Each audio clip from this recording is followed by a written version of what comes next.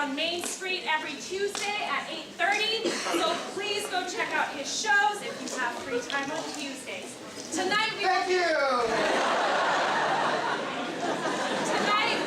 performing an Armando for you, and Sean will be our guest phonologist. So Sean will be telling personal stories about himself, and we will be performing scenes based on those stories. So to get us started, could I please get an age range from which Sean can tell us stories? 17.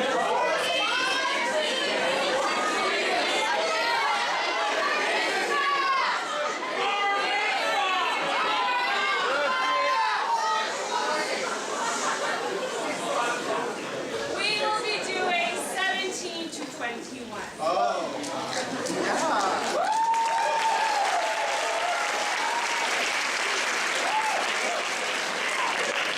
But nobody said like 40. I'm not 40. But I'm not 17 either. I'm 17. What's up? Surprised? I came up here with a beer, so that would be very surprising. Well, who's 17 here? Sitting over here. Great, welcome. So when I was 17, I was graduating from New Westminster Secondary School. Yes. Anybody go to New Westminster? You may have seen my picture. All right, shut up. You may have seen my picture up on the wall as like the top student. 2001. I was a big time nerd, but I was also a popular nerd because I was on the improv team in high school. And that's why I'm here today. Being a popular nerd. We played in the Canadian Improv Games, which is a national high school improv tournament. And by God, we did well in our city. And there's only one high school in the city. But we also competed against Burnaby teams, 3 other Burnaby teams. Burnaby South, Burnaby Central, Mountain. We always wiped the floor with them, which was very fun. But then we just did poorly in the region. We never went to nationals. But now I am a national staff member of the Canadian Improv Games. I was the head judge for a while. So I retroactively changed the scoring, so my team actually did win.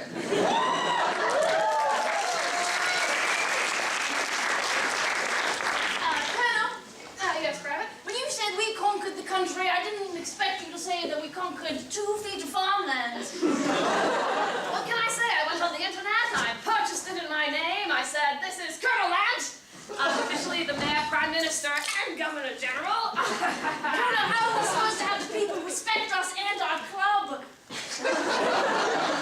If we can't even produce the slightest bit of territory. We do have the slightest bit of territory. We're currently standing on it. This is our community garden, Sergeant. Precisely. It's our paying for this land. It's our community garden, our hospital. Oh, you're out of boundaries. Sorry. Oh, we're doing this really, Sergeant. I'm sorry, I can't let people in and out. I don't need to see your passport. Right, thank you. When was the last time you had this? Look, I shaved! Sorry. Okay, students, welcome to How to Be Cool. First step to being cool is remove all suspenders and whatever you're wearing. Is it a tie as a belt? Take it off. Tying the front suspender, parting the back suspender. Pretty good. And who's cool and who isn't? Okay, next step to being cool. Say a sentence and I'll fix it.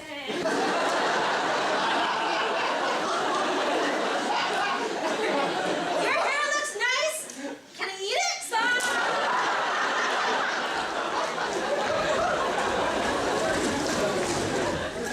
Be quiet. All right, I've made it into the Neopets mainframe.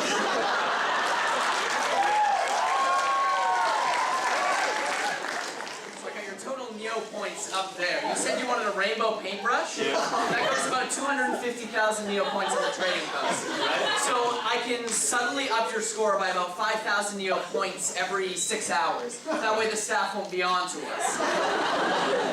Head to the Neopets Ministry. St. Johnson. Yeah, Jeeves. I don't mean to sound paranoid or anything, but this one kid's kashyyyk seems to be earning an extra 5,000 Neo points every 6 hours. Split screen. It's not fast enough.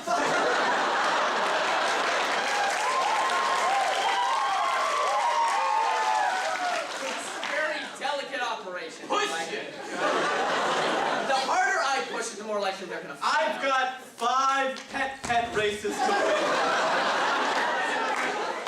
Apple slice? Mom. Alright, I'll just leave them by the table. Oh, yeah, very wet again. Please. See? This shouldn't be possible. Another 5. We have a solid mainframe. The password is password. 1, 2, 3. Andrews? The Neo economy's crashing. They're in! They're in! They're in! What's this? Does everyone want to learn about engineering? Here you go. That's a major change right there. Yeah, I never went to. Well, I did. Okay, I went to SFU.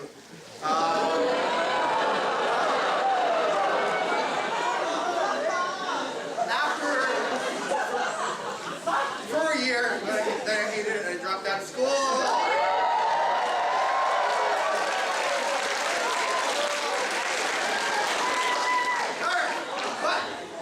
That was after I did a year of acting school at BFS, which was a full program. And I started that program when I was 18. Everyone else was like 19 plus. Some people were like 35. But at the time I was like, you're so old.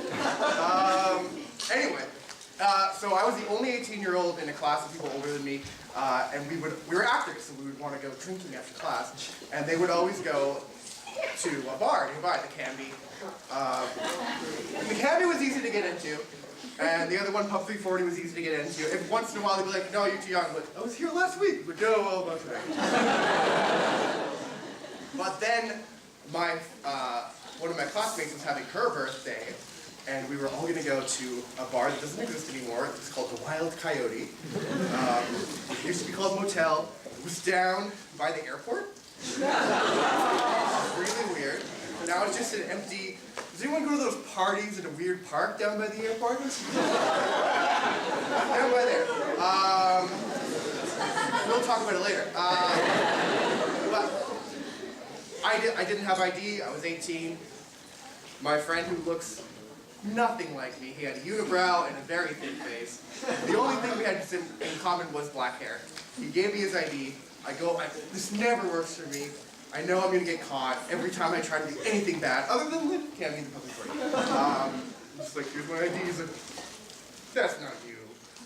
Like, it's me. Look, I just put on weight. He's like, no. You need a second base. I'm like, oh. So I called my friend. I'm like, do you have anything? He's from Whitehorse. All this stuff is there. I think I might have my birth certificate left. So I get back into my car. Yes, I drove. Go all the way. I didn't drive home. Go all the way back up to like downtown to meet him. Get his birth certificate. Drive all the way back. And then I walk up and I'm like, here's my birth certificate. And the guy's like, he knew I was lying still, but he just gave me the credit and let me in.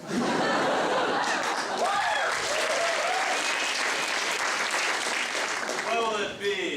Misty on the rocks? Yes, you're a mist on the rocks. That's what I like. I like alcohol. Sure you do. It's great. Another? Yes, please. One hand. Thank you. I love this stuff. So good. Odd, I can almost see it going through your entire body.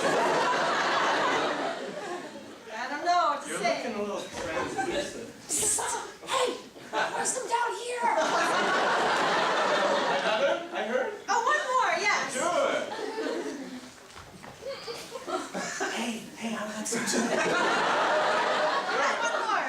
I'm just gonna do some yoga. And, reach for the sky. You're quite the drinker.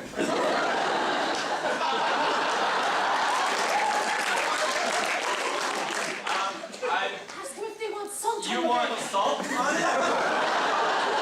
Salt on it? Why do you want salt? I want sugar on it. Sugar, how about? Salt? What? No. Is sugar something people put on drinks? Don't tell me what goes with it. I'll give you 1 pound of sugar. We have stevia.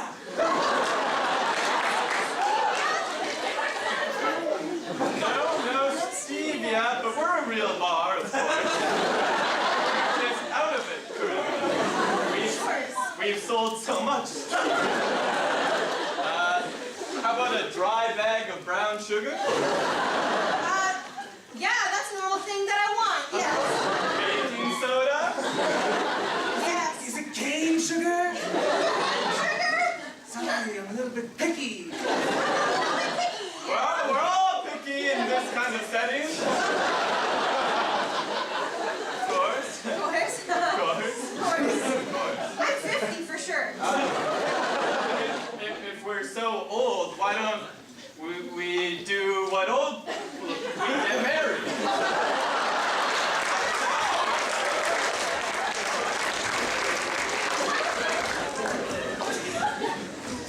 Hi, Mrs. George. So nice of you to come in for the parent-teacher interview today. Oh, yes, of course. How is Jimmy been in class? Well, Jimmy, you know, there's good things and there's bad things. But we're going to try and frame it positively. So, in 5 out of 7 courses, he's unfortunately not meeting the passing grade. But for somebody from Whitehorse, that's actually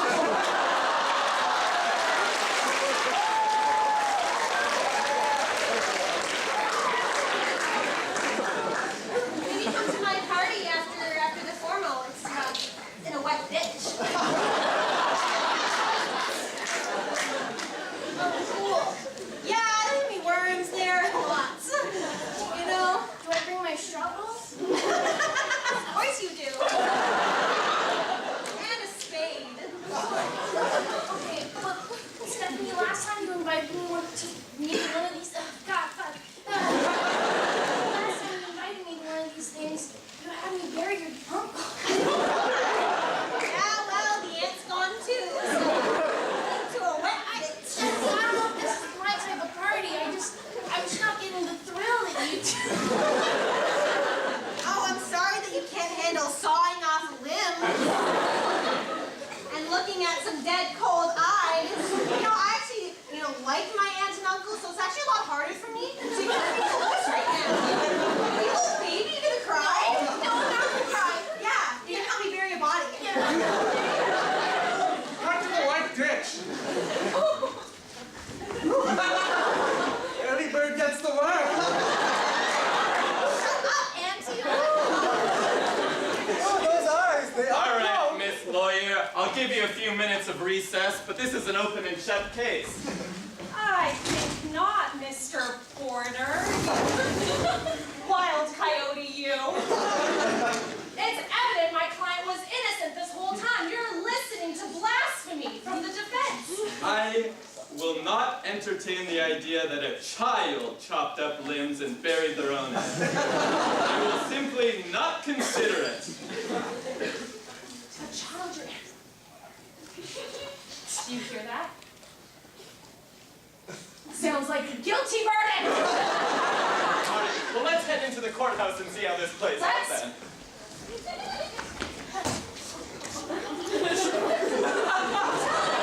You filthy bastards! What did I do? I don't know. I'm inclined to believe her. Judge Porter, listen. She must have done it. There's blood under her fingernails. Control yourself! All right, bring the fingernails forward. A right arm falls out of her back pocket. You've got nice beds.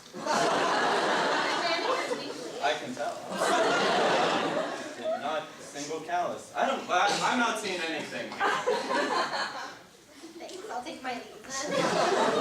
I'm sorry, Marcia. I tried everything. I know. I guess this means I won't get to go to college. Won't get to find my loved one. Because we all know we get married when we're around 25. Then I won't get to have kids and teach them the moral compass. And then I won't get to invite them to my own burial party. That is correct. All right, give them a hand.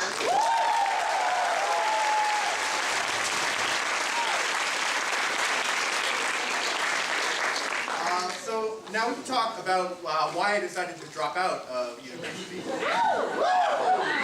So when I started going to SFU, I had no idea that you had to apply to be in programs. So you just go and you sign up for the classes that you need to be in the program. So I was going to be in film, and I just started taking film classes. I'm like, I'm in the film program, da-da-da. And then about halfway through, there's all these people who were in the film program, like, no, you have to apply for this. And I was like, what? So I applied, and then I was waitlisted for the film program, which was okay. It was fine. Flash forward to the summer. Oh, the summer of that year. I went camping with my tight group of friends, and we do what any 20-year-old person does when they camp: mushroom. Try them. And when you do mushrooms, you have a spiritual experience. So I had my spiritual experience, and then the next day, I saw an email on my phone. Yeah, we had emails on our phones back then. That said, you have been accepted into the film program. And at that moment, is anyone any Modest Mouse fans here? Yeah! At that moment, a song called Blame It on the Tetons was playing. Which is a very introspective, very beautiful, sad, well, a song about his life. And I thought about the film program. I thought about my year at SFU. I thought about being there camping with all my friends. And I said, this is the life that I want to live. And I called them. It was a voicemail, not an email. I called them back and I said, I'm going to decline the film program. I blame it on the Tetons. But it was a great decision.